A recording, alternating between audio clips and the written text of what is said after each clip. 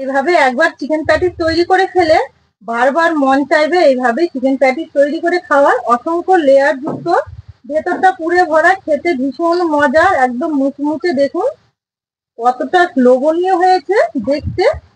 তাই আমার অনুরোধ রইল এইভাবে আপনারাও একবার চিকেন প্যাটিস তৈরি করে খাবেন। নমস্কার বন্ধুরা, আপনাদের অনেক অনেক স্বাগত জানাই কাজলি ভিলেজ ফুড রান্নাঘরে। প্রতিদিনের মতো আবারও দুর্দান্ত একটা রেসিপি নিয়ে চলে এসেছি। আজকে তৈরি করে দেখাবো লেয়ার যুক্ত চিকেন প্যাটিস। আর এই প্যাটিসটা কিন্তু আমাদের সকলের ভীষণ প্রিয় খাবার, অনেকটাই মুখরোচক হয়। প্লিজ আপনারা ভিডিওটা না টেনে শুরু থেকে শেষ পর্যন্ত দেখতে থাকুন। আশা করছি আজকের রেসিপি আপনাদের অনেক বেশি ভালো লাগবে। চিকেন প্যাটিসের জন্য এখানে আমি এই বাটিটা মেপে 2 বাটি ময়দা নিয়েছি। সবার প্রথমে ময়দাটা আমি ময়াম করে এখানে আমি 2 বাটি ময়দা নেব। আপনারা যদি বেশি করে তৈরি করতে চান তাহলে একটু বাড়িয়েও নিতে পারেন, আবার কম করে নিতে চাইলে কম করেও নিতে পারেন। ময়দা ময়াম করে নেওয়ার জন্য সামান্য একটু লবণ দিয়ে দেবো। লবণটা দেওয়ার পর ভালো করে মিশিয়ে নেব। এবার দেবো 3 চামচের মতো সাদা তেল। তেল দেওয়ার পর খুব ভালো করে ময়দাটা ময়াম করে নেব হাত দিয়ে। 2 থেকে 3 মিনিট একটু সময় নিয়ে ভালো করে ময়াম করে নিতে হবে। এই যে দেখুন তেল দিয়ে খুব ভালো করে ময়াম করে নিয়েছি। আর মুঠ করে ধরলে এভাবে একটা শক্ত দলা পেকে যাচ্ছে। এই সময় বুঝে নিতে হবে খুব ভালো করে ময়দাটা ময়াম করে নেওয়া হয়ে গেছে। এবার অল্প অল্প করে জল দিয়ে, খুব শক্তও না আবার খুব নরমও না, এই টাইপের একটা ডো তৈরি করে নেব।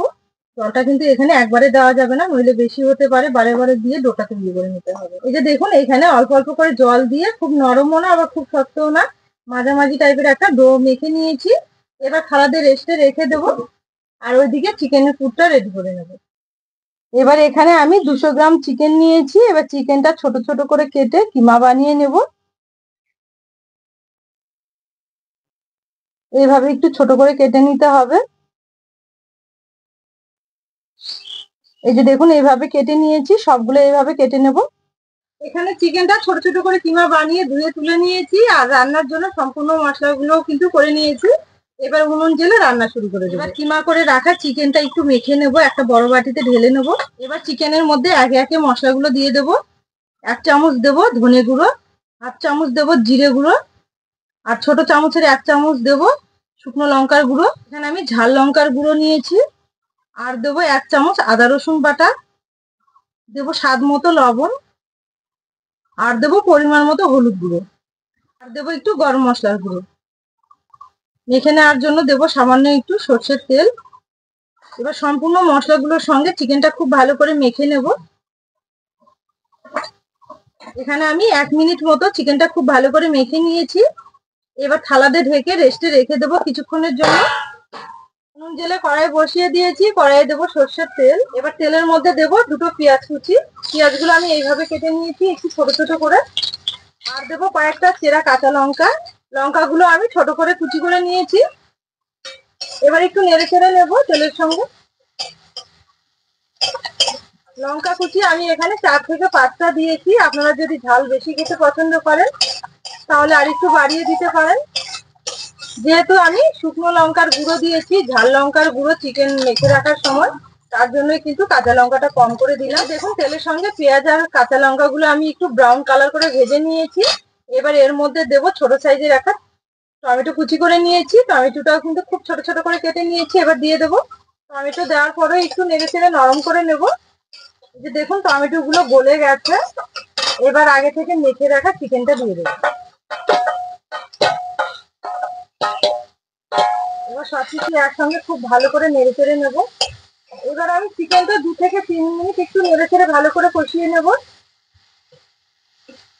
এই যে দেখুন এখানে আমি সবকিছু একসঙ্গে 3 থেকে 4 মিনিট একটু কষিয়ে নিয়েছি। আর খুব সুন্দরভাবে তেল ছেড়ে দিয়েছে। এবার এই বাটিটা ধুয়ে আমি একটু জল দিয়ে দেবো সেদ্ধ হওয়ার জন্য। খুব বেশি জল দেওয়ার দরকার নেই, এই জলটুকু দিলেই হয়ে যাবে।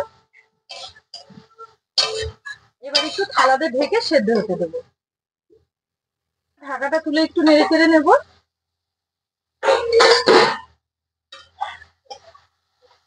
এই যে দেখুন চিকেনটা কিন্তু খুব ভালোভাবে সেদ্ধ হয়ে গেছে, আর ঢাকা দেওয়ার দরকার নেই। এবার এইভাবে একটু কষিয়ে নেব। এই যে দেখুন হালকা আছে নেড়ে চেড়ে চিকেনটা আমি খুব ভালো করে কষিয়ে নিয়েছি। আর কতটা সুন্দর কালার হয়েছে দেখুন। এবার নামিয়ে নেব উনুনের আঁচ থেকে। এবার ঢেলে একটু ঠান্ডা হতে দেব। এবার চিকেনের পুরটা এদিকে একটু ঠান্ডা হতে থাক, আর ময়দার ডোটা ছোট ছোট করে লেচি কেটে এবার রুটির মতো তৈরি করে নেব। আগে একটা মিশ্রণ তৈরি করে নেব। এখানে 3 থেকে 4 চামচের মতো তেল নিয়েছি, সাদা তেল। এবার এর মধ্যে নেব আমি 3 চামচের মতো কর্নফ্লাওয়ার।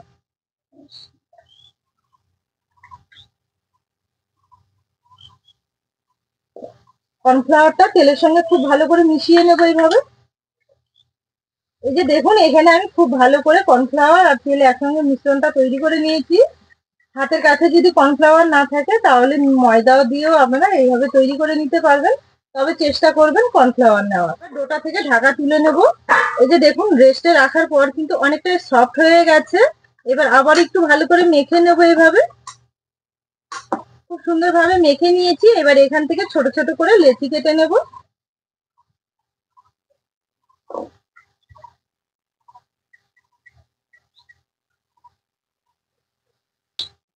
এই যে দেখুন, আমি এখানে 6 পিস লেচি কেটে নিয়েছি এইভাবে। কেটে নেওয়ার পর গোল করে নিয়েছি। এবার চাটুতে এগুলো একটু লেচি আমি চাটুর মধ্যে নেওয়ার পর শুকনো একটু কর্নফ্লাওয়ার দিয়ে বেলে নেব।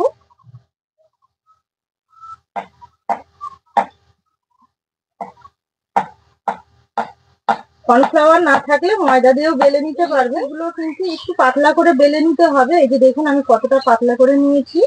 ঠিক এইভাবেই পাতলা করে নিতে হবে। রুটিগুলোই আমি পাতলা করে এইভাবে একটু বড় বড় করে বেলে নেব।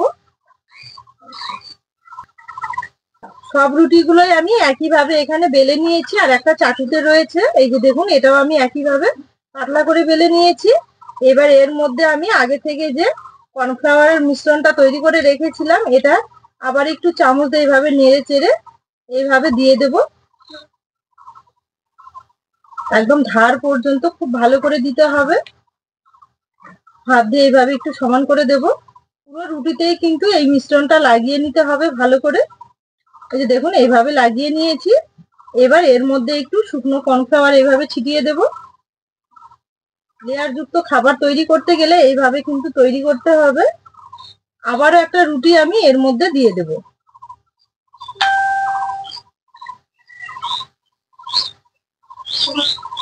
এইভাবে সমানভাবে বসিয়ে দিয়েছি। আবারও 1 চামচ কর্নফ্লাওয়ারের মিশ্রণ এইভাবে দিয়ে দেব। আবারও হাত দিয়ে মিশ্রণটা সমান করে দেব। এই মিশ্রণটা কিন্তু পুরো রুটিটাতেই সমানভাবে এইভাবে লাগিয়ে নিতে হবে। আবারও একটু শুকনো কর্নফ্লাওয়ার দিয়ে দেবো এইভাবে। পরপর একইভাবে আমি সম্পূর্ণ রুটিগুলো সাজিয়ে নেব। এখানে পরপর করে একইভাবে সব রুটিগুলোই আমি সাজিয়ে নিয়েছি। লাস্টে আর একটা রয়েছে, এটাও নিলে হয়ে যাবে। তো একইভাবে এই রুটিটাও আমি তৈরি করে নেব।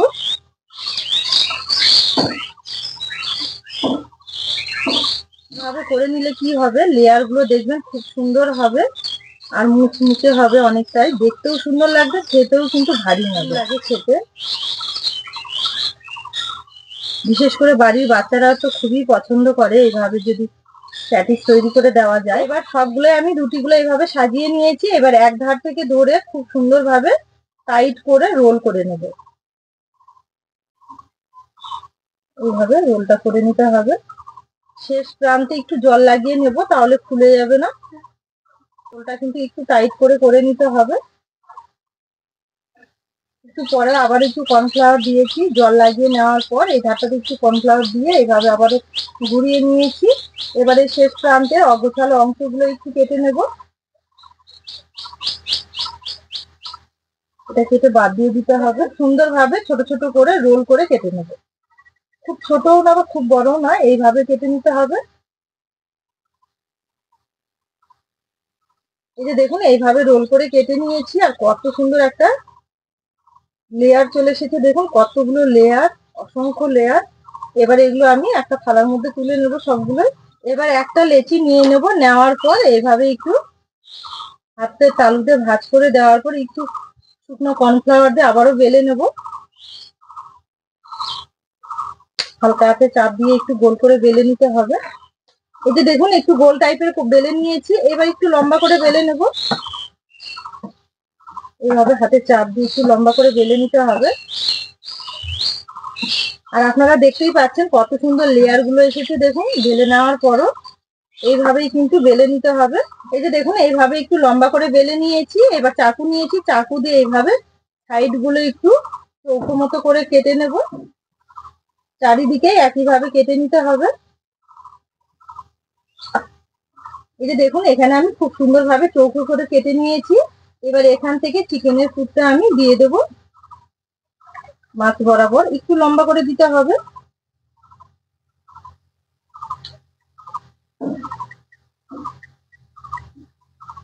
এইভাবে দেওয়ার পর চারিধারে একটু জল লাগিয়ে নেব, তাহলে এগুলো ভেজে নেওয়ার সময় কিন্তু একটু আর খুলে যাবে না।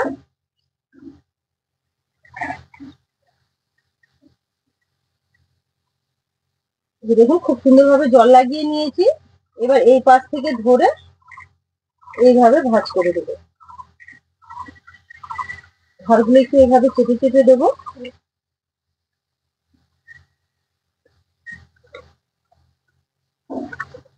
হাত দিয়ে এইভাবে একটু চেপে দিতে হবে। ঘরগুলোতে জল না লাগিয়ে নিলে কিন্তু ফুলে যাওয়ার ভয় থাকবে, আর এইভাবে জল লাগিয়ে নিলে ফুলে যাওয়ার কোনো রকমের সম্ভাবনা নেই। এই যে দেখুন এখানে আমি খুব সুন্দরভাবে একটা প্যাটিস রেডি করে নিয়েছি। আর কতটা সুন্দর হয়েছে দেখুন।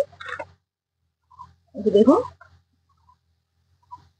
একইভাবে সব প্যাটিস গুলো তৈরি করে নেবে। বাকি প্যাটিস গুলো আমি সম্পূর্ণ গুলো আগে রেডি করে নেব। দেখুন আবার একটা রেডি করে নিয়েছি একইভাবে। এই যে দেখুন এখানে সম্পূর্ণ প্যাটিস গুলো আমি খুব সুন্দরভাবে রেডি করে নিয়েছি। এবার এগুলো তেলে ভেজে নেব। প্যাটিস গুলো ভেজে নেওয়ার জন্য আবারও কড়াই বসিয়ে তেল গরম করতে দিয়েছি। তেল খুব ভালো মতো গরম হয়ে গেছে। এবার প্যাটিস গুলো ভেজে নেব। একসঙ্গে আমি দুটো প্যাটিস দিয়ে দেবো। এবার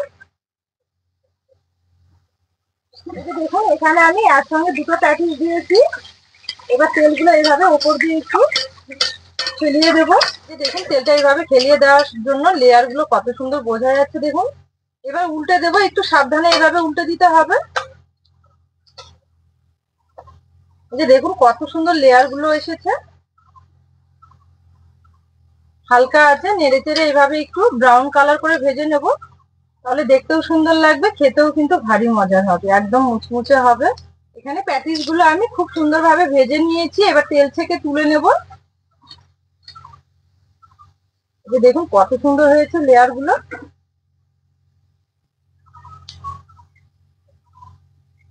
এইভাবেই কিন্তু একদম মুচমুচে করে ভেজে নিতে হবে। যে দেখুন 2 থেকে 3 মিনিট সময় লাগে এগুলো ভাজতে, এত তাড়াতাড়ি ভাজা হয়ে যায়। আর কত সুন্দর লেয়ার গুলো এসেছে দেখুন। সবগুলোই তেল থেকে তুলে নেব।